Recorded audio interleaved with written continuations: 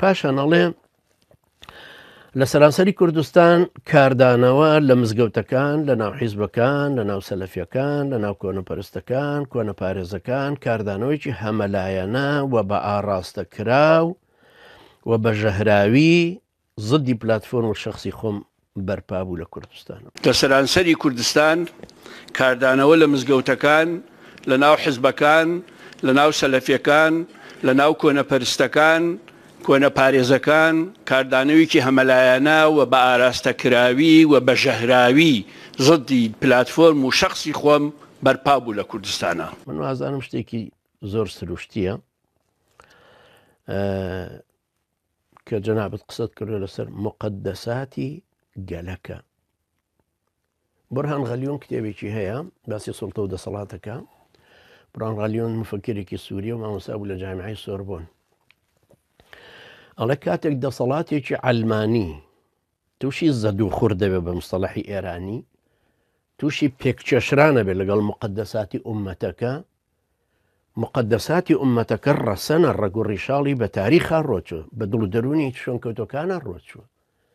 لەبەرەوە مقدساتی دەسەڵات ئەگەرچی چەک و زەبری تونند و تیژی و پارە و ئیمکانێت و زێڕ و زی و زۆری لەگەڵایە، بەڵام هەر ناتوانێت زاڵ بێ بەسەر مقدساتەکە. هەروەکو کەعبەکەی ئەبرەهەی حەبەشی کە لە یەمەن دروستی کرد بۆی خەڵک نەچێ بۆ کەعبەی عەرەبەکانی قوڕەیشیەکان، یەک کەعبەکەی کابرای پیسایی پیا کرد و قەداسەتی نەهێشت.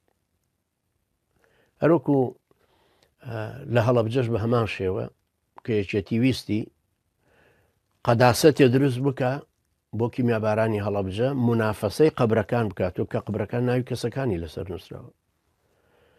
مۆنۆمنتێکی دامەزراند و هەر ئەوە ویتر کۆڵن پاوڵ و زەڵمای خەلیلزاد و کۆمەڵک ئەلەوانە هاتن و بەڵام هەرچی ئەوانی ترکە لە ئێران و هاتن هەرچوونە سەر قەبرەکان و فاتیحایان خوێن، چکە ئەوانش هەر لەگەڵ ئوسوڵیەتی ئەم قەداسەتی میلەتەکانان. لەبەرەوە کاریگەریەکی وای نەبوو خەڵک پەلاماری مقدسەکەی یەکێتیدا سووتاندی هەروەکو کەعبەکەی ئەبرە. جەنابەت قسەت کردووە لەسەر مقدساتی ئێمە، حتمما ئێمەش قساکەینەوە لەسەر جەنابەت و لەسەر بە هەڵەدا چوونی جەنابەت. ئێمە شتێکی ئەوەندە پێمان گەورە نییە، تۆ وەڵای ئەفکارت دە ئەوەندەی تر گەورە بێ، چکە تۆ لە ناو جەماعەتەکەی خۆتە ئیفلاست کردو. تۆڵێ ئێمە پێویستیمان بە 10 ساڵی تر هەیە فەرموەریگرە، 10 ساڵی تریش وەرگرە. هەربیل مناسبە لە ساڵی 1990 کە ئێسەوە 100 ساڵی ڕەبقە، ساڵی 1990 مێجەرسۆن کە کوردی ئەزانی نوێنەری ئینگلیز چاپخانی هێنایە سلێمانی ڕەمزی قەزاز کە وەکو جەنابەت عەلمانی بوو، بۆی دژی شێخ مەحموودی حەفید و دژی شۆڕشی کورد بوەستێتەوە، دژی دین بوەستێتەوە، چاپخانەیان هێنا و کەوتنە بڵاوکردنەوەی فکری عەلمانی. ئێوە 100 دانە ساڵی ڕەبقە عەلمانیەتەکەتان بەدەستەوەی، ئێم 10 ساڵەشی با لەگەڵ بێ. ئێمە بەلامان شتێکی گەورە نیە، چکە ئەم وعدەشەتر وەکو وعدەکە دەرەچەکە لە زانکۆی کۆیە لە 2008 وتر لە 2010 کارەبای هەموو کوردستان تەمینە بێ. 2010 ڕۆیشتووە 10 ساڵی تریشمان مۆڵت دایتەوە 2019 و ساڵی داهاتووشە بینین 2020 کە کارەبای کوردستان کەمەکە و زیاد ناکە، مەگەر هەر شاهیدەکەی سەعدی ئەحمەد پیرێ ڕەفیقت بێنی تۆ بڵێ وەڵا هی ئێمە باشترە لە هەندێک لە گەلان و لە دەوڵەتان، بەخوا گامبیاش لە هی ئێمە باشتر، بەخوا جیبۆتی و گامبیا و ئەریتیریاش کە ئیفلاسە هەر باشترن لە وڵاتی ئێمە لە کارەباکە باسەکەم. بەهەرحاڵ یعنی پێم وایە شتەکەش تەبیعی بوو کە خەڵکێکیش قسە بکاتەوە، یعنی جەنابەت زۆرتر هەڕەشت کردووە و هەوڵی کوشتنیشت داوین و جەنابەت لای من تۆمەتباری بەوەی کە جەنابەت لە پشت محاوەلەی کوشتنەکەی من بووی کە لە 25 دوی 2010 کردت بەو کۆمەڵە کەرکوچە بە خانەوادەکان کە ڕسمەکانیانم لەلایە و هەموو شتێک و پۆلیسی نەرویجش DNA و پەنجەمۆر و هەموو شتەکانی شێنی دۆزی و هەر لە ئەترافی ماڵەکەی خۆمە و زانیشیان چێ و چوشن هێنان و دوای و لە ئۆکرانیا خۆی شاردە و ماوەیەک و دەریشکەوت کە هەر جەنابەت لە پشت ئیشەکەوەی، بەڵام با بمێنێ بۆ زەمانە. پاشان ئەڵێ دوای ئەمباسی کاردانەوەی ئەڵێ بەڵام ئێمە لە وەڵامی ئەوانە هەر زوو لە یەکەمین کۆنفرانس هەفتەیەک دوای ئەوە کۆڕێکی ئاراممان بەست پێمان وتن ئێوە لە ڕێگای کۆنەپەرستی خۆتان بەردەوام بن و ئێمەش لە ڕێگای ڕۆشنگەری خۆمان بەردەوامە. بەڵام ئێمە لە وەڵامی ئەوانە هەر زوو لە یەکەمین کۆنفرانس هەفتەیەک دوایەوە کۆڕێکی ئاراممان بەست پێمان وتن ئێوە لە ڕێگەی کۆنەپەرستی خۆتان بەردەوام بن ئێمەش لە ڕێگەی ڕۆشنگەری خۆمان بەردەوامە بین.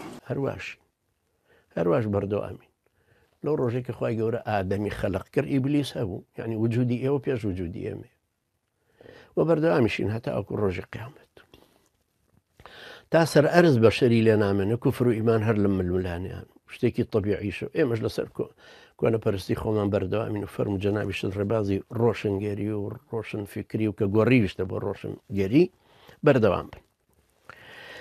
ئەنجا ئەو پێمانەڵێ هەڕەشە مەکەن چونکە ئێوە زۆر کەمترن لەوەی بتوانن هەڕەشە بکەن. لە کاتی تنگانە معلوم بوو چێ ئازا بوو چێ ئازا نەبوو، باسی 22 هەلیکۆپتەرەکە ڕەنگە بکە. لە کاتێکە جادەکە پان ئەبێ هەڕەشە مەکەن، ئێوە دیفاع لە فەلسفەی خۆتان بکەن، ئێمەش لەسەر ڕێبازی فەلسەفی خۆمان بەردەوامە بین بەردەوام بووین. و هەڕەشە مەکەن چونکە ئێوە زۆر کەمترن لەوەی بتوانن هەڕەشە بکەن. لە کاتی تنگانە معلوم بوو کێ ئازا بوو کێ ئازا نەبوو. لە کاتێکە جادەگەش پانە بێ هەڕەشە مەکەن، ئێوە دیفاع لە فەلسفەی خۆتان بکەن، ئێمەش لەسەر ڕێبازی فەلسەفی خۆمان بەردەوامە بین بەردەوام بووین. باش هەڕەشەش ناکەین، هەڕەشە ئێوە لە دەستانە جەنابەت بە کاگە بووبەکر کاروانی دوت وتت ئەشتوانم بتکەمە دەرەوە، ئەوی ژوتی وڵاتوانی بشمگری چکە قاعکەش شوێنی مناقەشە و دیبیت و بە دەردی خۆتان پێتان خۆشە زاراوە ئینگلیزیەکە بڵین. پاشانەڵێ دووەمین کۆنفرانس تۆزێک هاتە خوار. باسی سێمین کۆنفرانس ئەڵێ تێگەیشتن هەبوو، نازانین ئەوش چەند هاتە خوارەوە. ئێستا چوارەمین کۆنفرانسە بێگومان ئەو جیهان بینەی ئێمە هەمانە بۆ فەلسەفەی ڕۆشنگەری کە جیامانەکاتەوە لە توندڕەوەکان. دووەمین کۆنفرانس تۆزێک هاتە خوارەوە، سێمین کۆنفرانس تێگەیشتن هەبوو و ئێستا چوارەمین کۆنفرانسە بێگومان ئەو گیانبینیەی ئێمە هەمانە بۆ فەلسەفەی ڕۆشنگەری کە جیامانەکاتەوە لە توندڕەوەکان. طبعاً توندڕەوەکان مەبەستی ئێمەمانان نییە، توندڕەوەکانی مارکسیزم باسەکە، توندڕەوەکانی چەپی، توندڕەوەکانی لیبرالی باسەکە، ئەوانەی ناو خۆیان طبعاً چۆن ئێمە لە ناو خۆمان دایرەی ئیسلامیەکان ئێمەش ئەو براشکەوتیانەمان هەیە بۆ نمونە زۆر توندڕەون لەسەر هەندێک قسەی ئێمە بۆ نمونەکە ئەیکەین. ئەمانش توندڕەوی مارکسێتی خۆیان هەر هەیە و توندڕەوی هەلمانیەتیان هەیە کە ئەڵێ چۆن تۆ ئەڵێ بۆ نمونەکە ئەڵێ خوا و پێغەمبەر و ئیسلام خەتی سوور یا مەسەلەن لەو عیبارەتی کەوتوێتی.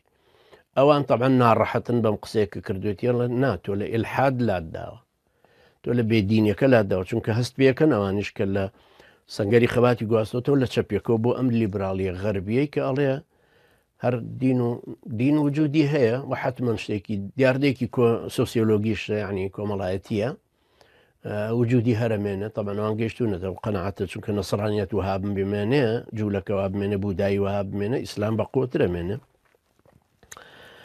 پاشان ئەڵێ هەڕەشە مەکەن، ئێمە هەڕەشە طبعاً لای ئێمە نیە، لای هیچ کەسە لە ئیسلامیەکانیش نیە و جەنابەت ماشەڵڵا هەڕەشەی گەورەت پێکرێت چونکە کاکە باڤێڵ لە پشتە و ئێران لە پشتە و مخابراتە و دژە تیرۆرە و دەستگای ئاساییشە و هەمووانی ترن لە دەستایە.